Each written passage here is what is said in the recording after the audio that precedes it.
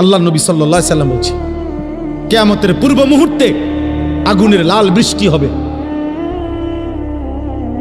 জালজালাতান ভূমিকম্প হবে, খাসফান ভূমি ধসিয়ে দেওয়া হবে, মাসখান চেহারা বিকৃত করা হবে, কাসফান পাথরের বৃষ্টি বর্ষণ হবে, ওয়া আয়াতিন তাতাবাউ কানিজামিন কুতিয়া সিলকুহু।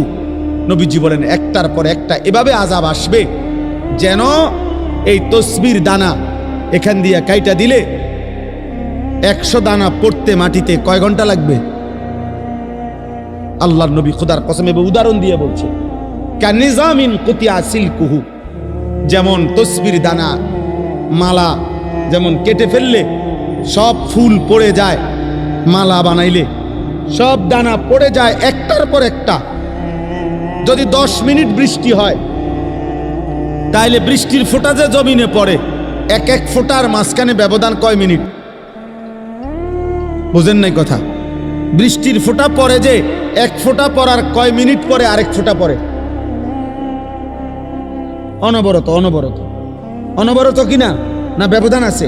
ব্যবধান। আল্লাহ নবী বলছে কাওয়ামামাকিল কাতর, তোমাদের উপরে মুসিবত আসবে বৃষ্টির পানির ফোঁটার মতো, তসবির দানা ছিঁড়ে ফেলার মতো, কাকিতাইল লাইলিল মুজলিম।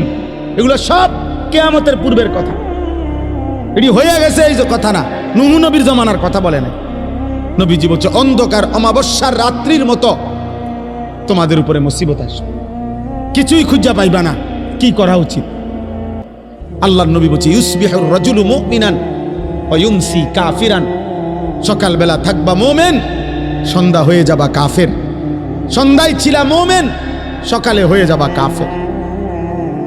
আল্লাহর নবী সাল্লাল্লাহু আলাইহি সাল্লাম এক সাহাবী হুযাইফাকে বলছিলেন, হুযাইফা, যদি কোনোদিন আল্লাহর পথে চলতে গিয়ে কাউকে খুঁজে না পাও তাহলে একা গাছের শিকড় গোড়ালি কামড়াইয়া ধরা একা হলেও দ্বীনের উপরে থাকবে। ওয়ালাউ আন তাআদ্দা বিআসলি শাজারাতিন হাত্তা ইউদরিকাকাল মাউতু ওয়া আনতা আলা যালিক, মৃত্যু পর্যন্ত